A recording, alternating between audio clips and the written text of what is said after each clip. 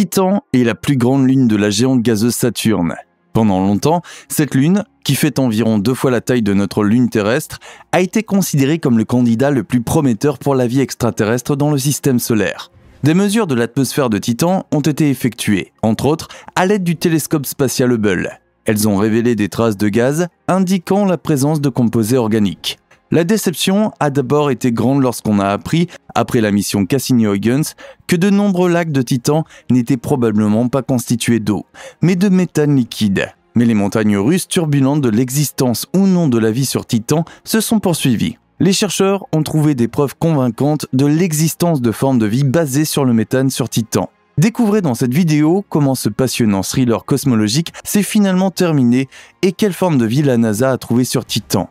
Avant d'aller plus loin et de vous présenter la lune de Saturne, nous vous invitons à vous abonner à notre chaîne pour ne jamais manquer une nouvelle vidéo sur les missions spatiales passionnantes et les dernières découvertes dans les mondes lointains. Si vous avez aimé la vidéo, nous vous invitons à nous laisser un j'aime.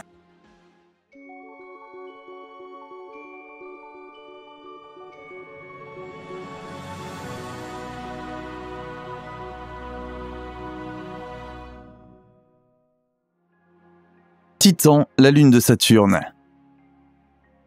Titan, la lune de Saturne, est un monde fascinant qui, vu de loin, ressemble à une version brun-verdâtre de notre planète. En fait, Titan et notre Terre sont les seuls corps célestes découverts à ce jour dans le système solaire à avoir une atmosphère stable et riche en nuages. Grâce aux télescopes les plus récents, les scientifiques ont pu observer Titan de mieux en mieux au cours des dernières décennies. Ils ont notamment découvert des structures indiquant la présence d'océans et de lacs. Ces observations, ajoutées à l'aspect verdâtre et au fait que ce monde possède une atmosphère, ont fait de Titan le candidat le plus prometteur pour la découverte de la vie extraterrestre. La mission Cassini-Huygens. En octobre 1997, les 2 vaisseaux spatiaux Cassini-Huygens ont été lancés depuis le port spatial de Floride de la NASA en direction de Saturne et de Titan. Alors que Cassini a orbité autour de Saturne et l'a étudié pendant près de 30 ans, la durée de vie de l'atterrisseur Huygens a été calculée dès le départ comme étant beaucoup plus courte. Huygens n'avait qu'un seul objectif, traverser l'atmosphère de Titan et atterrir à sa surface. Le 25 décembre 2005, le moment était venu. Huygens se sépare de Cassini. 2 semaines plus tard, l'atterrisseur plonge dans l'atmosphère de Titan. Suspendu à un parachute, Huygens a recueilli des données dans l'atmosphère pendant 2 heures et 28 minutes. Après quoi, l'atterrisseur s'est posé sur la surface et a recueilli des données pendant 56 minutes supplémentaires. Depuis ces heures mémorables, nous en savons beaucoup plus sur la vraie nature de Titan. Mais la mission est loin d'avoir résolu toutes les questions qui se posent sur cette lune fascinante. L'atmosphère de Titan. L'atmosphère de Titan est riche en azote, comme celle de la Terre, et contient en outre de grandes quantités de méthane, d'hydrocarbures et de traces de composés organiques. La teneur en azote de Titan est de 98,4%. L'oxygène est totalement absent de l'atmosphère de cette lune de Saturne.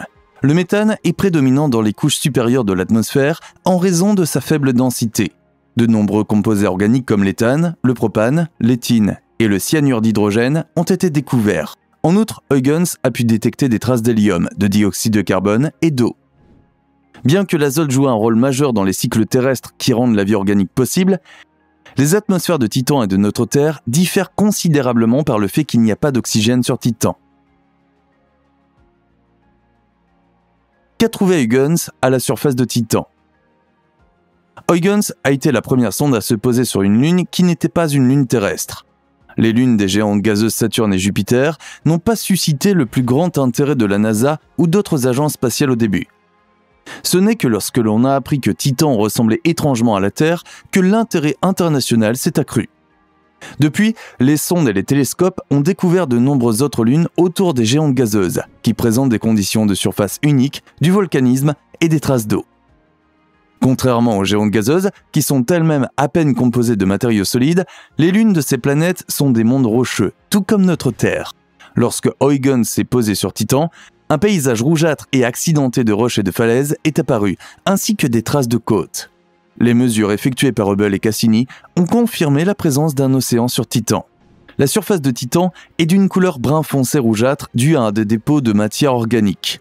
Le sol sur lequel la sonde s'est posée est constitué d'eau polluée et de glace d'hydrocarbures, dont la consistance est similaire à celle du sable humide ou de l'argile.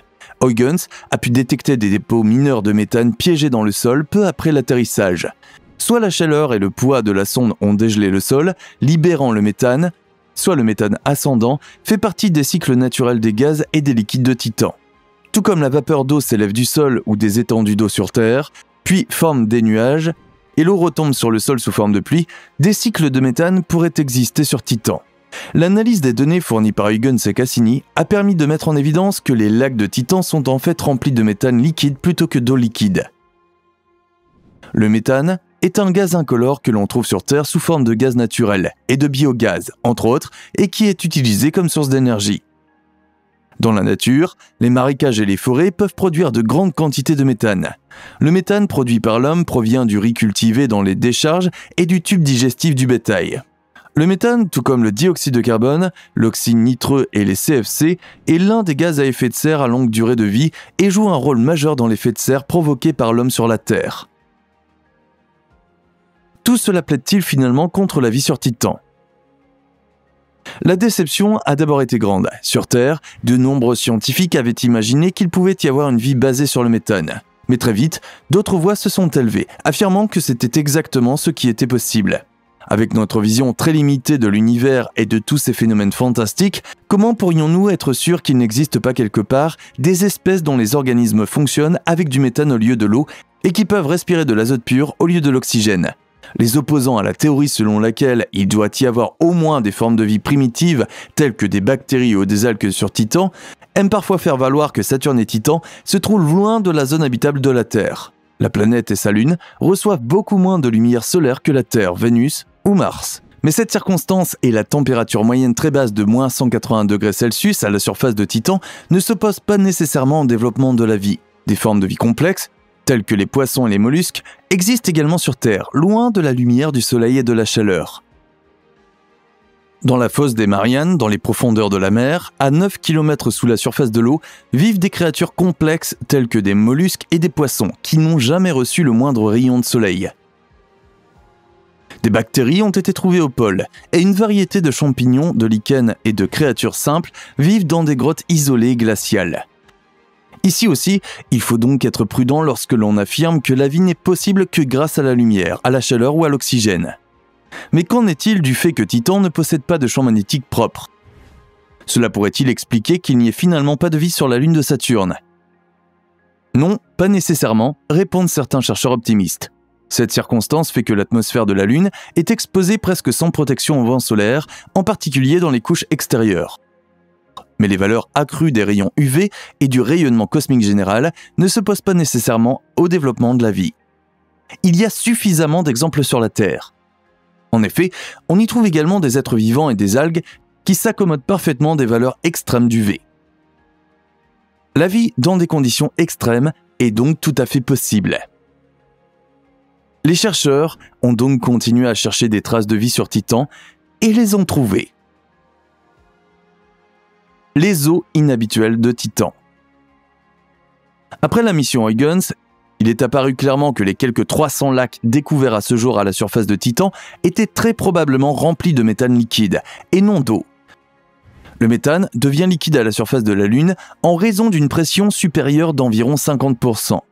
Au sud de la Lune, les télescopes spatiaux et l'orbiteur Cassini ont pu découvrir des océans gelés, ce qui s'est avéré être une nouvelle découverte passionnante. En effet, des mesures supplémentaires ont révélé que cet océan n'est pas constitué de méthane liquide, mais d'eau.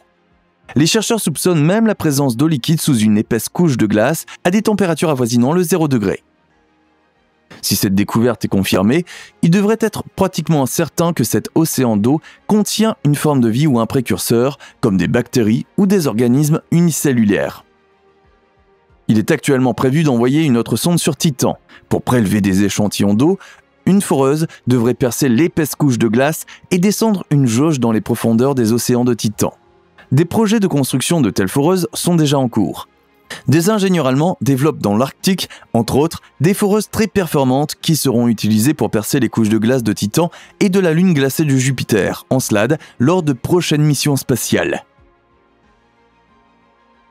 La vie sur Titan est possible. Simulation réussie en laboratoire. En 2010, des chercheurs de l'Université de l'Arizona ont prouvé en laboratoire que la vie sur Titan est tout à fait possible. Ils ont parfaitement simulé les conditions qui règnent dans l'enveloppe gazeuse de la Lune.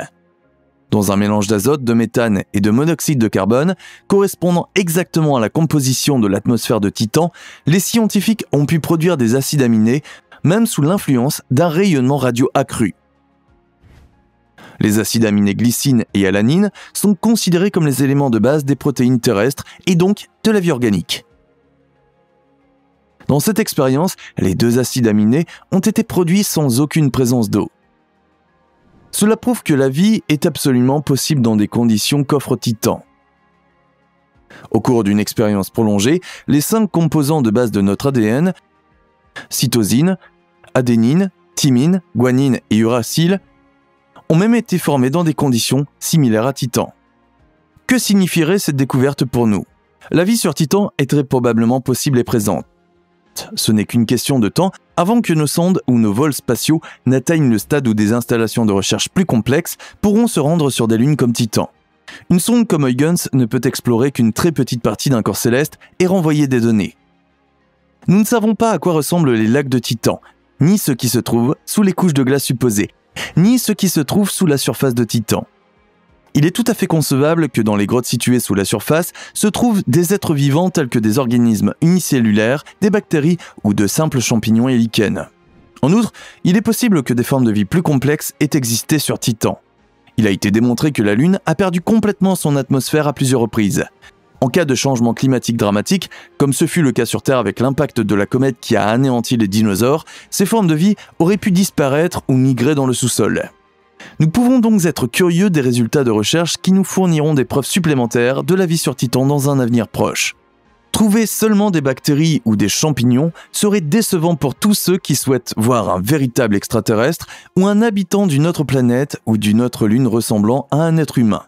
Ces plus petits êtres vivants seraient cependant un début et nous, les humains, aurions alors l'espoir de ne pas être si complètement seuls dans le cosmos. Comment voyez-vous les choses ? Trouvez-vous important qu'il y ait de la vie en dehors de la Terre? Et à quoi cette vie devrait-elle vous ressembler pour vous surprendre vraiment? Faites-nous part de vos idées et de vos opinions dans les commentaires.